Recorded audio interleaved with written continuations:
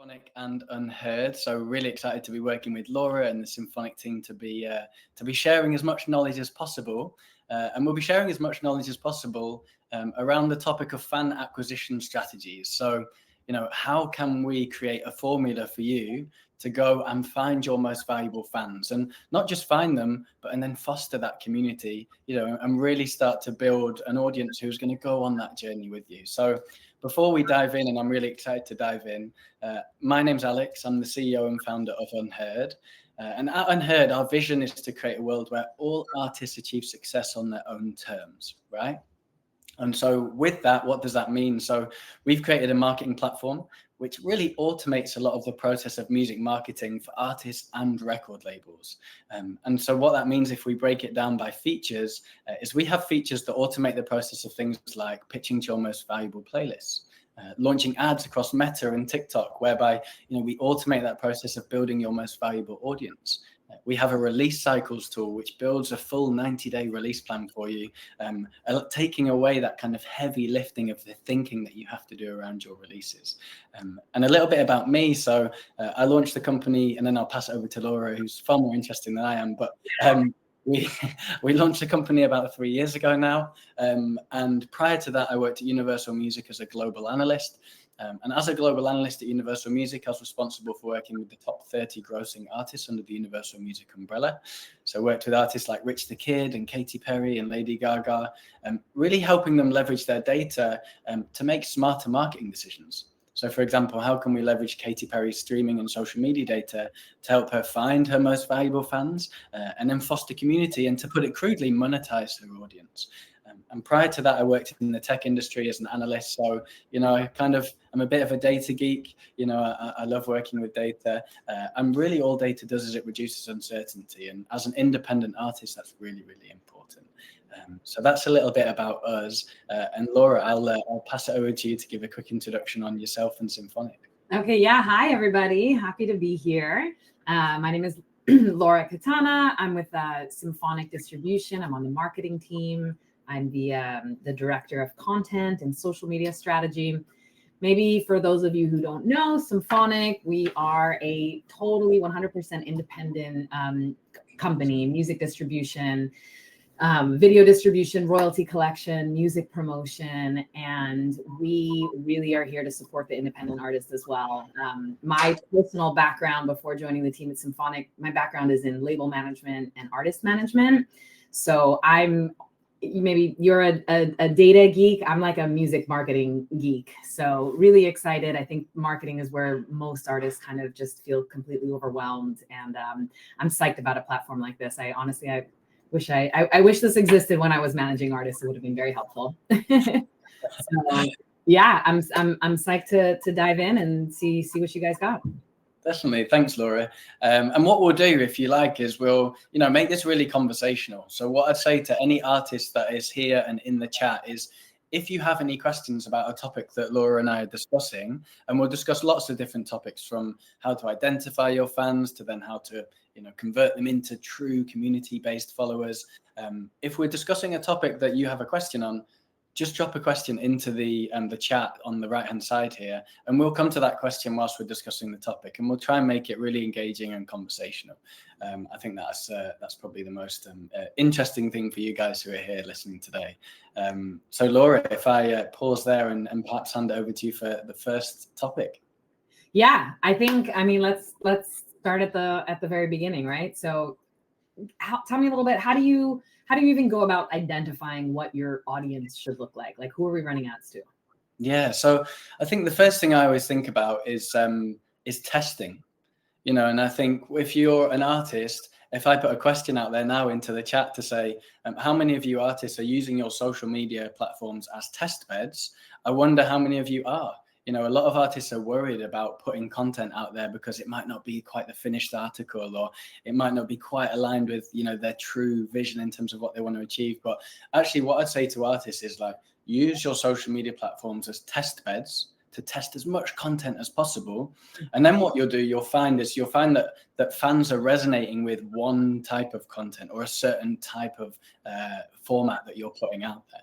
And once you start to build engagement on that specific type of content or brand or whatever it is you're trying to put out there, then you've started to identify what that audience looks like. So for example, if you're using a specific color palette in a type of content, or if you're focusing on BTS type footage or more live pieces of content, or it could be a makeup tutorial, it could be something nothing to do with music. And then as you're kind of pushing out those pillars, you'll find that people gravitate towards one or two of those types of content pillars.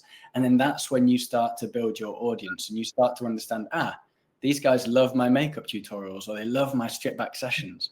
Then you can start to look at your data to go, okay, these guys that are engaging with these pieces of content, they're 18 to 24, they're based in Sao Paulo. They also engage with other brands, like Nike or Adidas. And then you start to build a bit of a picture around what your core audience looks like. And then everything can be tailored towards that audience. I think that's really important. And what I can, go on, Laura. Just to say that's so important in my experience. More often than not, the content that you think like, oh, this is what my audience is going to like is totally not what resonates with them. So you're super on point with that. It's super important to test. It's so interesting. And I think a lot of artists are worried about testing on their social media platforms because it can be such a curated, profile for you. But, you can always change what your profile looks like. You can always delete things, you can add things over time. So I would say use these platforms, especially as an independent artist, as test beds, test as much as possible. And then you'll really start to understand what your audience looks like. And if I just share my screen quickly, hopefully you can see it okay. But if I go here, and Laura, if I just check, can you guys see that okay? Yeah, it looks good. Great. So this is on the Unheard tool, but there are lots of other tools out there whereby you can dive into your data and your insights.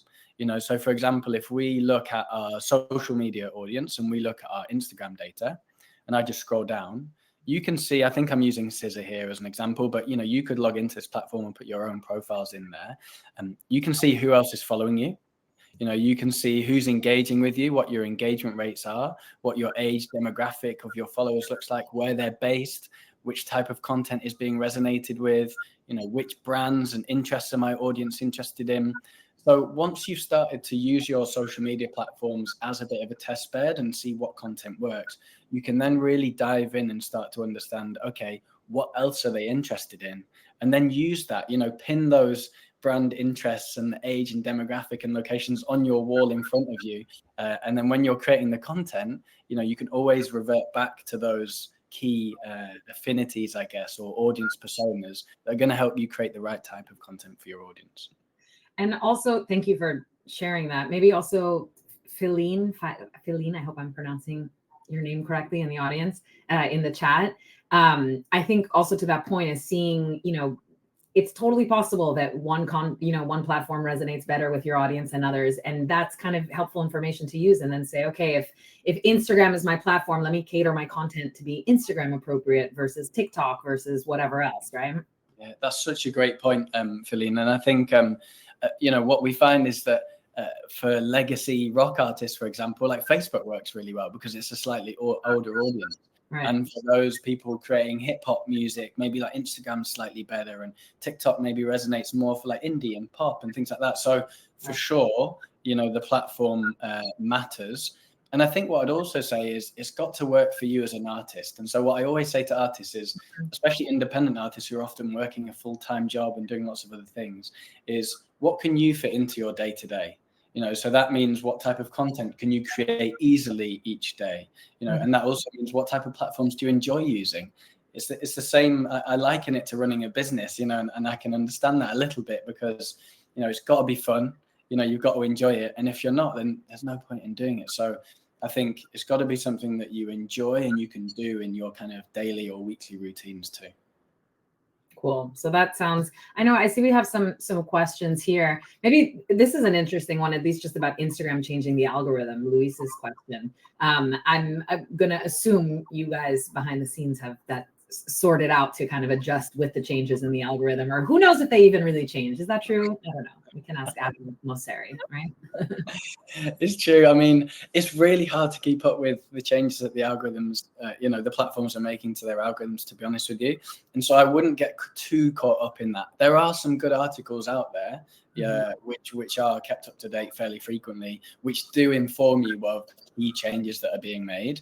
So, for example, I think there was something recently about the TikTok comments, and if people are just kind of giving you a love heart or a thumbs up, that doesn't really count to building your engagement and your potential reach. But if people are commenting longer than, I can't remember the number of characters, then that does start to contribute, because that's meaningful engagement. So there are lots of things out there that are changing constantly, and there are good resources out there for it. But don't get too caught up on that.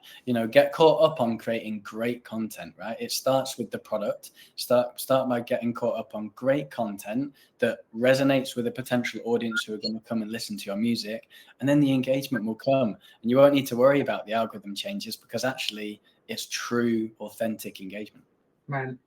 So tell us, and I see we have some questions here also, maybe, where did I just see? What if the content I can create on the regular is not that amazing? Well, if you don't think it's amazing, maybe the audience might not either. It's a great point. I think, what do we say to artists who don't love the content creation side? Well, again, it goes back to, what do you enjoy doing? Like, when you're doing something and you enjoy it, and then you put a social media post out, if that post is going to perform well or not, don't you? You get that feeling where you're like, oh, this is a good one, it's going to work well. So if you're in a position where you're creating the same type of content and you're not really feeling it, like, take a pause, take a beat, go away and try and create some moments of inspiration, perhaps, outside of your music, and then maybe you can come back to it with a bit of a fresh perspective and a fresh mind. I'd say if you're caught in a wheel of it's not working, step out of that wheel. Totally. I second that. And I have two little points to make to that as well. One is, if you're not a content person and you don't enjoy making it, I assure you somebody in your orbit does. Find that person, let them, enable them, empower them to help make content, barter, whatever you can. Maybe they're good at something, you're good at something else. And then also for content specific, this was some advice I got from a colleague who's a total badass marketer. She used to be the head of creative at Sony. And what she said, she's like, look, shamelessly, let me rephrase this. You don't want to copy somebody's content, verbatim, but get inspiration from other artists. Go and look at other artists who are similar to you, who have similar audiences to you. What kind of content are they making? Try doing something like that. Eventually you'll end up putting your own little spin on it. But that's, I think, totally fair game to pull inspiration from other artists. That's a great point. And what I was actually going to do is share TikTok's Creative Center, but I won't share it necessarily, because I think, actually, maybe I will share it. I'll share it because it's topical now. So if I just share my screen with you. Yeah. That's a great point that you make, Laura. There are lots of free resources out there that will inspire, and have inspirational, themes to them. So, for example, if you go to TikTok Creative Center, which is free for anyone to access, you can choose your country. So we're just in the US at the moment. Let's stick with that. And you can then browse hashtags that are trending. You can browse songs that are trending, creators that are trending, TikTok videos that are trending, and so actually you can start to see, can you catch a trend? Can you create some content which is related to hashtag Lakers or hashtag Cowboy Carter Tour, which maybe will catch on to that trend. And so if the content you're creating on a day-to-day, you're not feeling inspired by, maybe step out of that wheel and look at other resources that are going to create that inspiration for you. And if you combine it with something that's trending, I think that's a double win, potentially. Yeah. And I think it's important with those trends to make sure that you're finding a way to bring it back to you, right? So that it doesn't feel totally random, right? If you're a country singer and you just randomly post something about I don't know, bad example. I don't even have an example, but you want to make sure you connect it to you. But those creative centers are amazing. Instagram has a really good one as well. Tell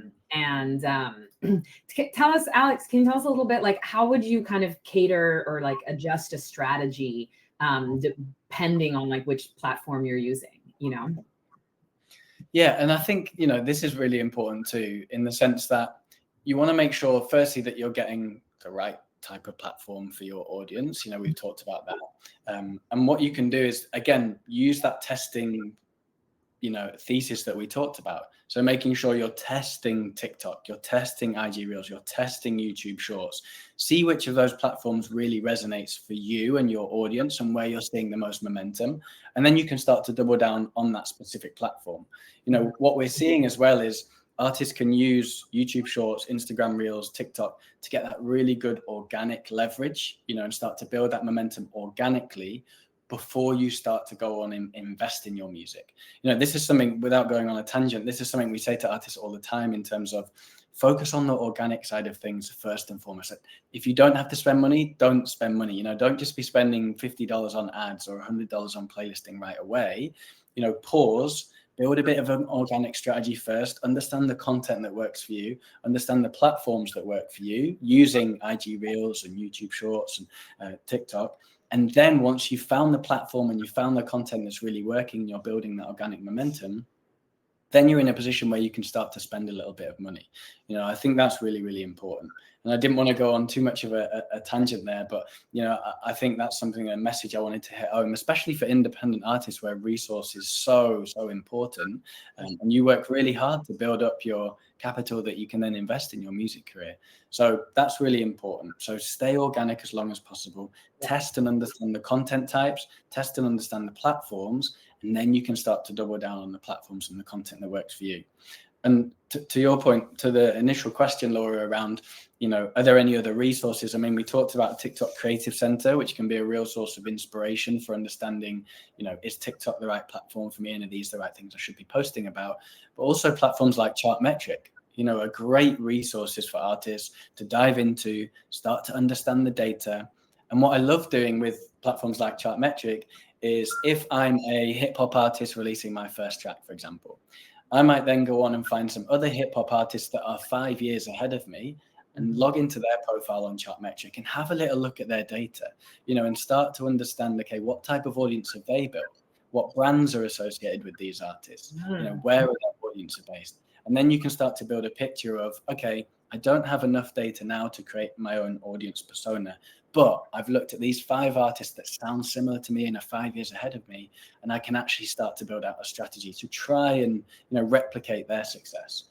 And that's a really good way to also understand the platforms that you should be focusing on. Which platforms have worked for these artists, and therefore which am I going to focus on? So that's really, really important.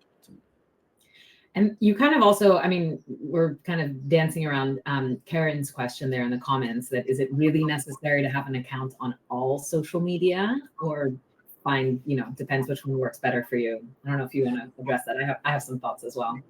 Yeah, I think it's about finding what's best for you, really. But what I would say is the social media and the streaming platforms are awareness platforms. They're distribution platforms. It's an area where you can reach as many people as possible early on in your career, and they're free platforms on the whole to engage with. So what I'd say is that, experiment early on, and then refine a little bit, but make sure you're using these platforms as opportunities to reach as many people as possible, especially in that early phase. What do you think, Laura? Yeah, I mean, I agree. I think that's spot on. I think my advice there would be, especially assuming most independent artists just don't have the bandwidth to be making unique content for every single different platform, which in theory, yes, your YouTube short strategy is maybe different than your TikTok strategy. It's just not realistic. So my advice is have your handle be everywhere, open something on all the platforms, make sure that you have a little bio, make sure your profile picture matches across, but you don't have to be super active on everything. I think find the ones that work best for you. Maybe start with 1 or 2, build some community there. And then when you have more bandwidth, kind of pivot, but agreeing, figure out which ones work best for you first. And then I would say, invest in that. That's it. And it really does go back to, if you can deliver high quality, I'll call it a product, but it's the music and it's the content. If you can deliver high quality music and content across multiple platforms and your capacity for that, great, that's awesome. But if not, then refine it to a point where you are comfortable that, okay, I can deliver high quality content onto 2 platforms, and these really work well for me. So I just think it's about that, isn't it? It's understanding what can you maintain level of quality with. And also understanding like a little bit, I once I kind of figured out or understood how to look at, TikTok versus Instagram, for example. TikTok is really your platform for finding new audiences, right? Finding new people, reaching new people who don't necessarily know about you. And you can think of Instagram, for example, as a platform to more like nurture that audience once you have them. So approaching them in that way, are you trying to get new people? Or are you trying to build upon what you already have? I think can also help guide you a bit. Yeah, without a doubt.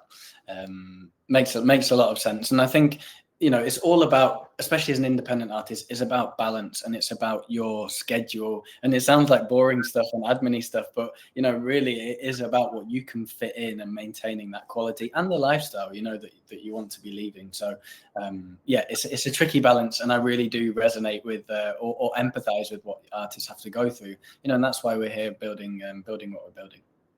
Yeah. Well, relevant question from Diego there, that, if you want to do a live on TikTok, you have to have at least 1,000 followers. So how do you work towards reaching that goal? Yeah, that's a great question. And so, Diego, I think the first thing I'll be doing is I'd be trying to understand, okay, what are my 4 content pillars that I want to be posting around? So, it might be that you love going to the gym. So one content pillar is around exercise and featuring tracks that you love listening to when you're exercising. One content pillar might be original music from you stripped back in your bedroom, and you're performing with your guitar, whatever they might be. So you develop those 4 content pillars. You start pushing out that content pretty aggressively, and then you see which of those content pieces is starting to resonate. What you can also throw into the mix is a couple of trend-based pieces of content. We talked about Creative Center. Throw in a couple of those into the mix, but really be quite aggressive with your approach on TikTok. Be posting, 3-4 times a week, 5 times a week, and pushing out content as much as you can. And then, by the end of 4-6 weeks, once you found that content that really resonates with your potential audience and you're building engagement, I do believe you'd start to get towards that 1,000 follower mark. But it's not easy, and it takes consistency and persistence. But I think you could get there. One thing I'd also say is if you wanted to amplify pieces of content, that you see are working really well, you can always spend a little bit of money. I wouldn't spend a lot, but $25, $50, whatever it might be, to amplify that content, amplify it to ensure it's reaching the most relevant people. But also what that will do is help you get to that follower count a little bit quicker. Yeah. And also just consistency. And I know it can feel discouraging at first if you're just, I'm only posting to, 30 followers, whatever. It really works though. Just keep at it. The more you post, the more opportunity you have to grow, Yeah. So, the consistency piece is so important, Laura, and we try and talk about this a lot because, and again, I can resonate with or compare it with running a business, because we get knocked back every single day, as people trying to run a business, whether that's investors saying no or artists saying no or whatever it might be. But actually, you just keep going. And it's the same when you think about artist stories. It's like Elton John was rejected how many times before he's eventually signed to a label. And, it's just about being consistent. Yeah. And there was a quote that I read about founders, but it's really the same for artists, is that, businesses don't fail, but founders quit, and it's the same. Ooh. Yeah. It's a bit cheesy, but, I think it applies to artists too. Is that if you keep going, you're persistent, you're consistent, you'll get there. Uh-huh. And yeah, I totally agree. Who was that? Victoria. Absolutely. Yeah. Talk to your audience. Tell them what you're trying to do. Ask for help. Ask people to share. Absolutely. Yeah.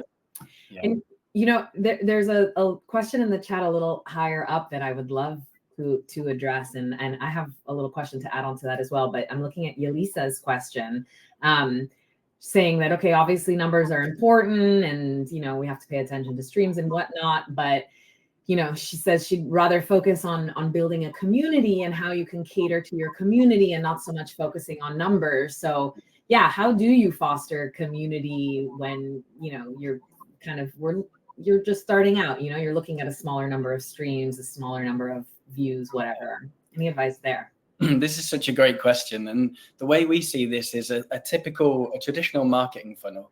right? And so everything we've talked about so far is about filling the top of the funnel. So it's about awareness. It's about introducing your music and your profile to new fans, right? But actually what you want to do once you've introduced them is you then want to bring them down the marketing funnel to a point where actually they want to take an action, and that fan wants to pre-save your track or sign up to your newsletter or join your WhatsApp community or your Discord community. And really it requires, between 5 and 7 touch points for someone to then go and purchase something. Typically that's what we're seeing. And so we fill that top of the funnel with the content that you're posting regularly across TikTok and Instagram and YouTube Shorts. Then you're rehashing other pieces of content to engage with the same people that have seen previous content who have now followed you. And then once you got to a position where you have the 500 followers or 1,000 followers on TikTok, like Diego mentioned before, is you can then have that ask, so you can then ask these audience for something. You've entertained them, you've given them like lots of things that can either educate, inform, or entertain across the social media channels. Now they want to do something in return. So now they want to pre-save. Now they want to sign up to your mailing list. But the mistake that we see happening all the time is that artists are running an ad to pre-save a track. And you can't ask someone to pre-save your track if they don't know who you are, and they haven't engaged with you before. It doesn't make sense. So it's all about warming up that audience as much as you can to the point where you can then say, hey, I've got a WhatsApp community. I've really enjoyed interacting with you on social media. Do you want to come and be part of that community with me? But warm it up. Warm up the audience. You've got to give before you ask also. And that's so important. And we don't see it enough. We don't see it enough of the giving. I think it's really important to have that value exchange. That's the way we try and think about it. Is the fan getting enough from you to want to then come and commit to being part of your community and part of your core audience? I think that's what should be thought about. Yeah, totally. And you're nice comment in there also from Feline. You can't cheat time. You gotta get to know people. They need to get to know you. It doesn't happen overnight. And that's another reason why staying consistent and just really having, a schedule, sharing content, meaningful content is so important. It's so true, and I think just touching on, fostering that community and that core audience, there are lots of platforms that you could use to do that. So actually you could just use WhatsApp, or you could use MailChimp, for example. You could also use something that's more music specific, like a Laylo or an Open Stage. There are lots of cool platforms out there that are going to help you foster that initial audience. And then what I'd say is once you've captured those email addresses or phone numbers, then the real work starts, because you want to then make sure this community is staying engaged. So I'm sure many of you saw the Charlie XCX documentary where, with her core fans, she was having Skype sessions with them, and she was asking them about what lyrics she should have in her track and getting feedback about her music. Amazing stuff, right? And there are some cool platforms out there, like one springs to mind called Fave for Fans. And Fave is a great reward-based community platform for artists to build fans who are going to then carry out actions for them. So if you have, say, 50 people in your community, you can incentivize them to go and post on social media or tell their other 5 friends about your music. And in return, they're rewarded for that with a ticket or with some merchandise. So there are other cool platforms out there to help foster that community. But once you've got the mailing list or the WhatsApp community, make sure you're looking after it, because it could go dormant. We see that a lot of the time where you build 1,000-person mailing list, and then because you're not engaging with it regularly, the engagement rate drops to 2-3%, whereas it should be much higher than that. Yeah, and that's also an interesting part of getting to know your audience. Some people are email people, some people are WhatsApp people, some people are not WhatsApp people. And part of understanding that, I think can be really useful information to help you kind of understand where to go. Yeah. I heard a little something about a fan hub at Unheard. Something for that? Yes, absolutely. Thanks, Laura. I kind of told everyone about other platforms, but not our own. So our head of growth will be very disappointed in me. I'd like to share my screen with you guys and just show you a little bit about our own, Fan Hub platform. that would be useful. So essentially what our Fan Hub is it allows you as an artist to start capturing that first party data. So let me just share my screen. Sorry, 1 second before I start talking. Here we go. Great. So hopefully you can see my screen now. So, what we want to do here, if I just exit out of this, and now you can see what the Fan Hubs look like. So these are really kind of beautifully designed landing pages, essentially, or websites, which you can use to showcase new music. You can add in your YouTube links, you can add in your streaming links, and you can also use to build that all-important first-party data set. So if I just go into edit here, how these works are you come in, you enter your artist name, you can add in a short bio, and then you can enhance that bio with AI. So we make it really easy for you to, create a well-written bio here. No, you can also, yeah, we make it as easy as possible for artists, because also we know that artists want to really be focusing on one thing, and that's creating awesome music and then maybe performing it live. So we try and do as much heavy lifting as possible. You can also add in some important links here. So maybe your GoFundMe for your latest release. And then we get onto the community page. So this is where you select whether you want to collect email addresses, collect phone numbers, build your broadcast channel, your Discord channel, and you can connect all of your relevant profiles here. You then add in your streaming links. You can also add in your latest YouTube video. You connect up your social platforms. You can also add in tour dates. So this is a recent addition. So if you've got a show coming up, you want to sell tickets to that show, you can add in the tour dates on stage 6. You can then connect your pixels. Now, connecting pixels is really important. What you want to be doing here with your pixels is building an audience based on people that maybe haven't signed up, but have got an interest in engaging with you as an artist. And so therefore they're coming to your landing page, they're browsing your landing page. You can actually track that person, and then you can retarget them with advertisements later down the line, building custom audiences on Meta or TikTok. So really important to install your Meta and TikTok pixels here. You then create your custom URL. We help you design as well, so you can add in different designs that you want to be using, and then you see your preview of your website. So these are really cool. They're really valuable for artists who are at the stage where you want to be building, that first party data set, and they're a really popular feature on the Unhurd platform. Nice. Wow, that's so easy. Legit. Super simple, and it goes along with everything we've done on the platform. Two things we always talk about is, one is building a beautiful platform, because artists deserve a beautiful product, and we see it all the time. If we look at, the market, typically when we're seeing tools come in, is they're very basic UX, very basic UI. And I don't think that's fair for artists, So we try and build a beautiful product. And also it must be easy to use. It's got to be easy to use, because as an artist, you're expected to be experts in creating content, experts in creating music, mixing, mastering. This, you know about this, Laura. I don't need to explain it. So it's got to be a super simple platform too. So we think about that a lot. I love it. What about we have a question. Oh, actually, sorry. One thing I wanted to add, you shared, if you want to build your email list or your phone number or your Discord, whatever, just again, it's about knowing your audience. And I think that's totally fine on your social media. Ask people like, hey, do you guys use, do a little poll in your Instagram story or make a TikTok, whatever. Ask folks, are you on Discord? Are you on this? I think that really kind of depends. Not everybody has a Discord audience, for example. So I don't know if anybody saw that and just panicked and said, oh my God, now I need to be on Discord also. Not necessarily. Yeah, that's actually a really great point. And it goes back as well to what I mentioned. I think we were talking about around a question before, which is what platforms work for you?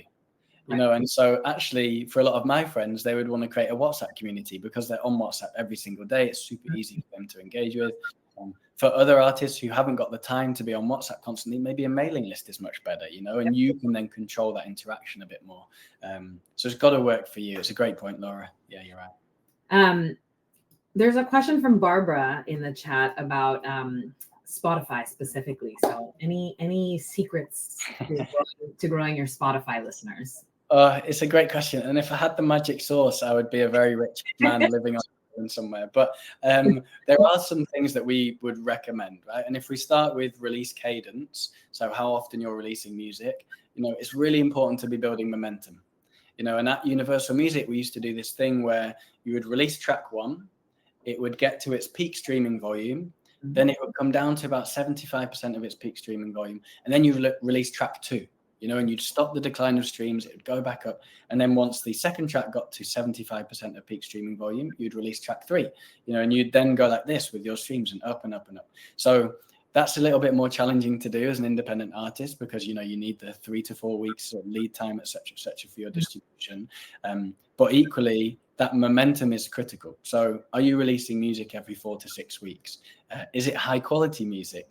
These are all the things that must be in place before you start to think about streaming strategy. Laura, did you want to add something? Yeah. There? I have a little secret sauce, not like it's well, this isn't going to bump your streams 100,000, whatever. But one kind of technique that you can use, and this is definitely something as a Symphonic client that we can help you set up, is what's called like a waterfalling technique. So let's say, for example, you have 5 songs that you want to release, right? So first of all, I wouldn't recommend, especially if you're a new artist, just putting 5 songs out all at once. It would be easier to do that, but you'd kind of be shooting yourself in the foot because each release could be a potential, is an opportunity for growth, for getting new fans, etc. So what waterfalling does, and I'll throw a link. I'll find a link that can help walk you guys through this a little bit more. But waterfalling says, okay, you're not going to put out a 5-song EP. We're going to start by putting out single number 1. Okay, so you release single number 1, fantastic. Maybe let's say 4 to 5 weeks, 3 to 4, whatever, can depend. A few weeks later, you're going to release song number 2. But now you're going to release actually a 2-track EP. So song number 2 is going to be the first track. And then the song number 1 that you released a few weeks ago is going to be the second track. Okay. Then you're going to do the same thing again in a few weeks. Let's say now you're releasing a 3-track EP. So you have track number 3 is the first one. Then you have number 2 and number 1 underneath that. The reason to do something like that is because let's say by the time you're at track 3, okay, first of all of your streams that you've acquired from track 1 and track 2 are going to carry over. So now you're putting out a 3-track EP that you've already got a little, momentum on. Then the other thing is, think about when you listen to a song on Spotify. Let's say you share a link. Listen to my song now. You put your 3-track EP link, okay? I'm interested because I want to listen to the top song, number 3, right?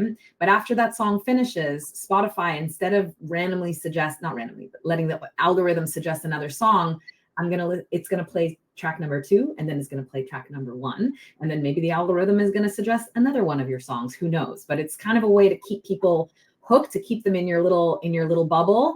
And it really, really works. And it's something I would absolutely recommend. It requires you being pretty organized. You probably need to have all 5 songs done at once so that you can really plan accordingly, but definitely an effective strategy. And again, it's called waterfalling. Love that. Thank you, Laura. And whilst you were talking there, you were triggering lots of thoughts in my mind. So I wrote some things down. Great. Go for it. The first thing was, and I agree, it's all about using each of those opportunities to release music to build momentum. Don't put them all out at once, all your tracks out at once. Yeah. I think a couple of other things that are really important is positioning. So sometimes what we see is artists release their first ever track or their second track, and they pitch to loads of third-party playlists, and they land on them and they drive 5,000, 10,000 streams. But actually, if you look at similar artists then within that artist ecosystem, they're not relevant, because actually you're just similar artists are other artists in those playlists that might be in a different genre, for example. Mm-hmm. And that will impact your algorithmic opportunity for playlisting. So be really careful when you're just starting out to make sure that you're having people listen to your music that are truly interested in that type of music.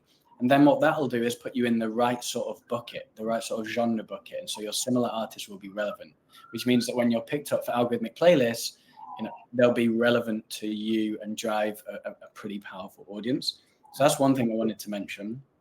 The second is, we've recently run some ads, and now, like I said, I wouldn't necessarily encourage advertising early on, but if you get to a point where you have a bit of momentum and you really want to fuel that, we recently leveraged the Trigger Cities approach, which, I'm about to share an article.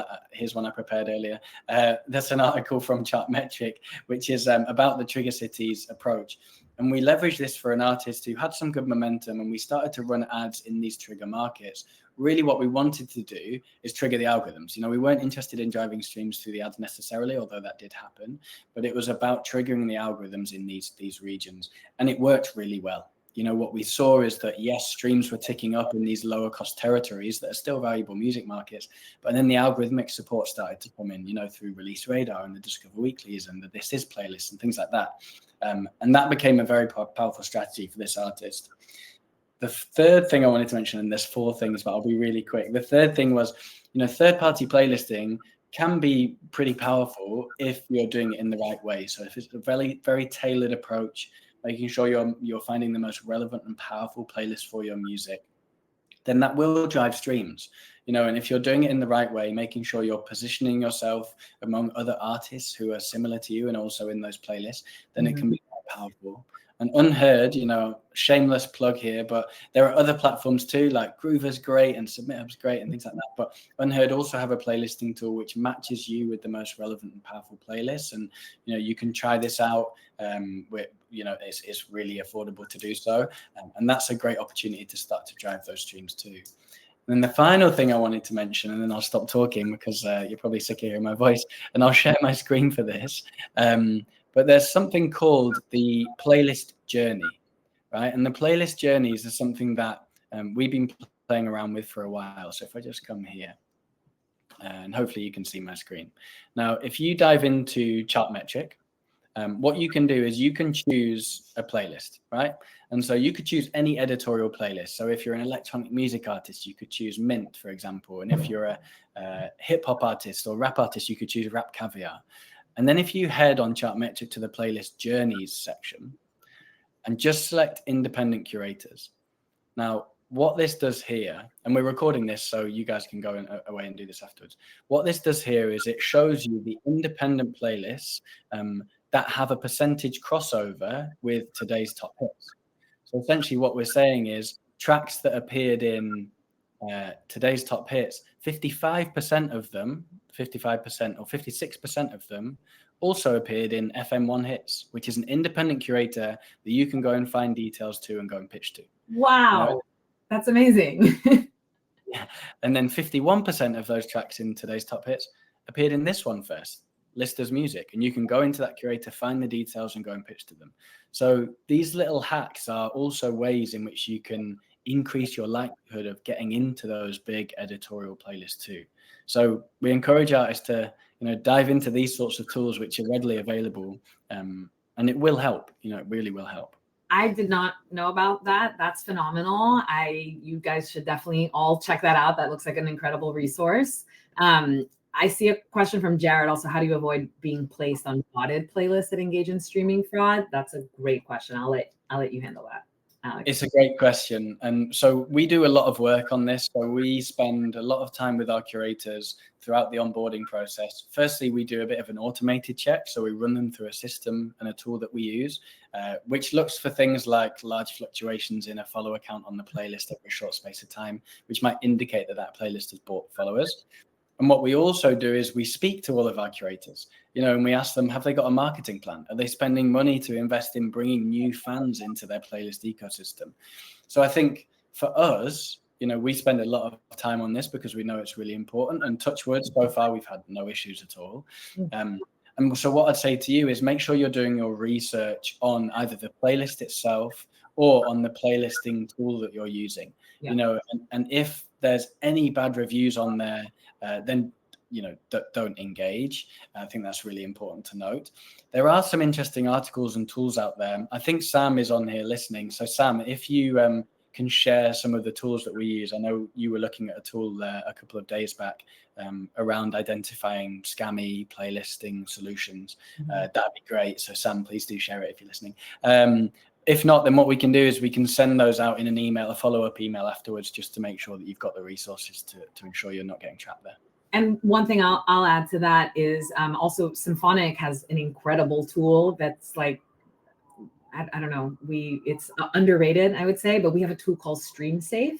If you're a Symphonic client in your distribution dashboard, we have a little tool that will tell you, it will totally flag if there's any fraudulent streams, and you can keep an eye on it. And if you do notice we see this happen all the time, that it's, most of the time artists have no idea. They didn't intentionally, get their song on some playlist. But it allows you to keep an eye on it and make sure that if there is anything fraudulent, that you nip it in the butt, in which case you would alert us, the distributor. We can help get in contact with the DSPs. And I see Sam's, that's exactly the link I was thinking of. Submit Hub has an awesome tool called, Playlist Checker that will also help kind of make sure that things are legit. So definitely use those as well. Yeah. And yay for Jamie being with Symphonic. Yay. I love that. Thank you for sharing, Sam. And great question, because the last thing you want to be doing is giving it your all with creating an amazing track, putting it out there, and then it gets taken down or the streams get removed, And we're seeing that happen. Spotify in the last year has really started cracking down on fraudulent streams. And I can tell you firsthand, I see it literally every day. Not only will your music get taken down, you get canceled. Like, you are off Spotify. They can take down your whole account. And it's absolutely devastating, especially if it's not intentional. So definitely check those tools. Again, if you're a Symphonic client, look for Stream Safe in your dashboard. And it's your responsibility to keep an eye on it. Yeah, 100%. Be very careful and cautious when you are dealing with, any third-party playlist. It's important. And also, for us is we're always open to speaking to artists. You can speak to us directly through the platform. You can book a 15-minute call with me. So any artist that joins up can book a 15-minute call with me or one of the two.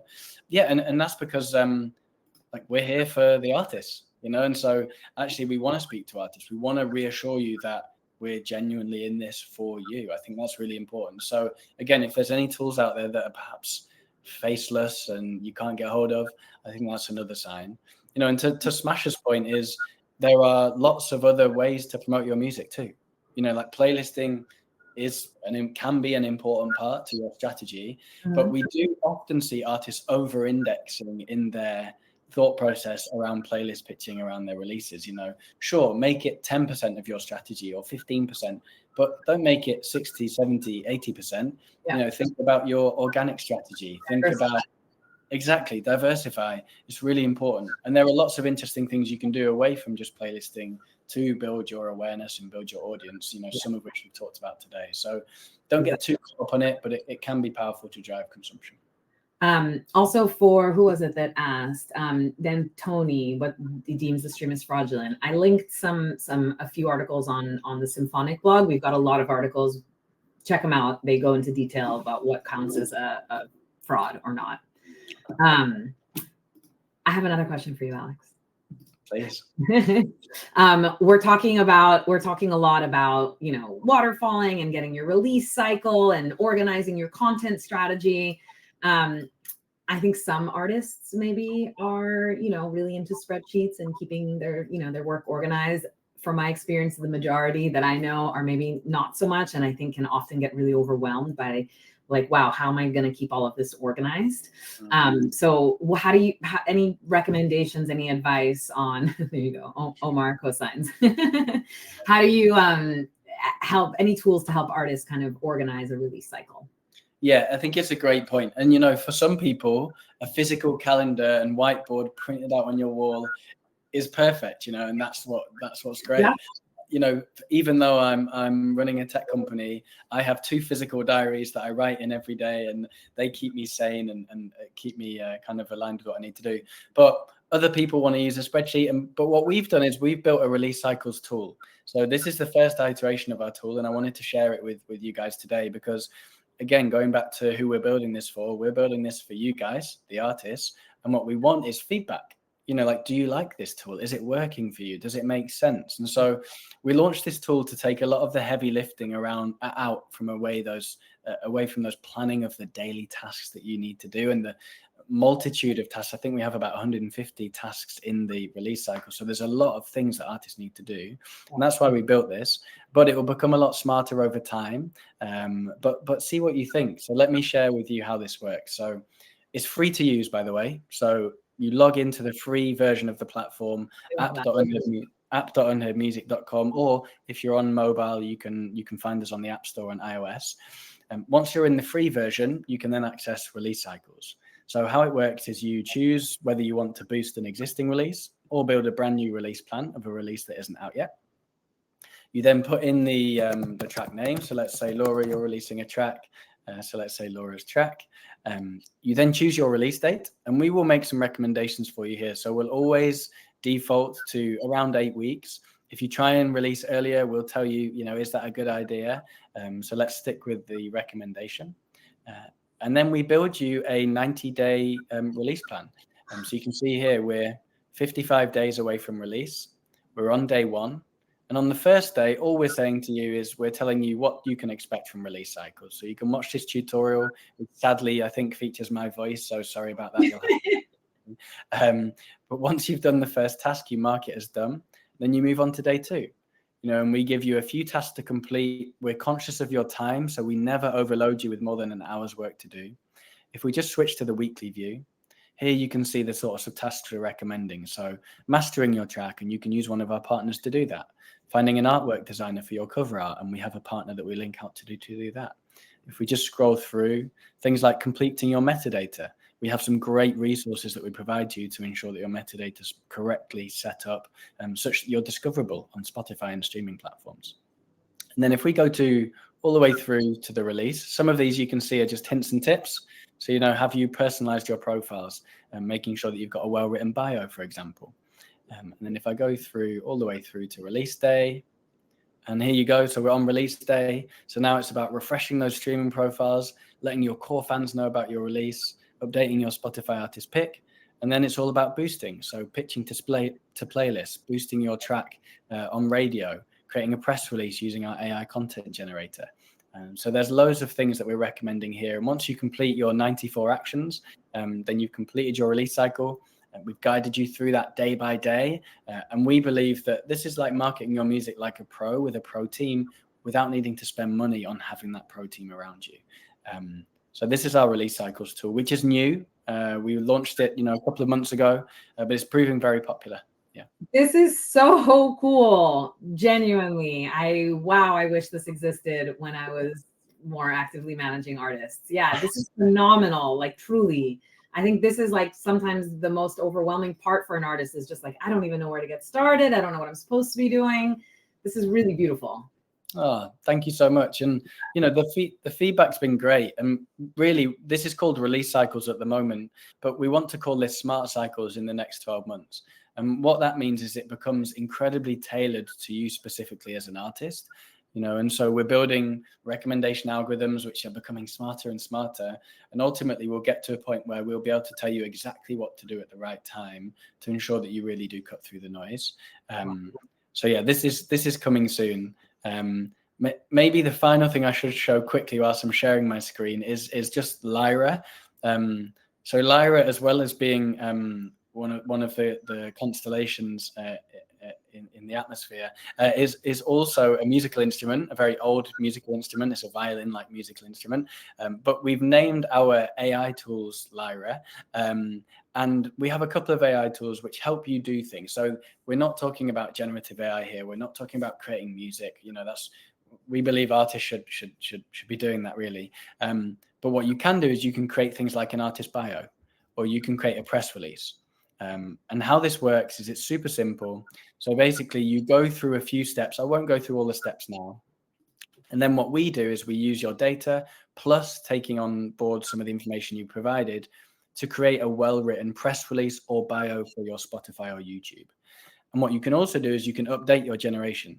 So you can say, an example here is make it friendlier, but you can say, make this sound slightly more aggressive. Not that you'd want to do that, but you can change the tone of this, and then we'll regenerate your bio for you or your press release.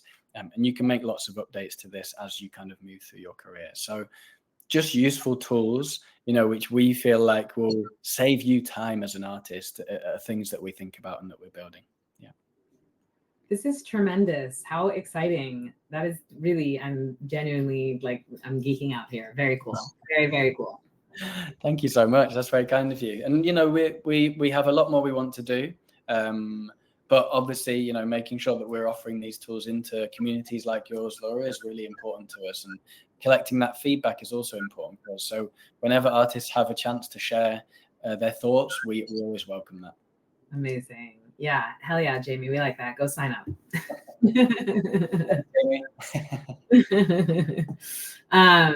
Wow. Okay. I'm perusing the chat to see if we missed anything.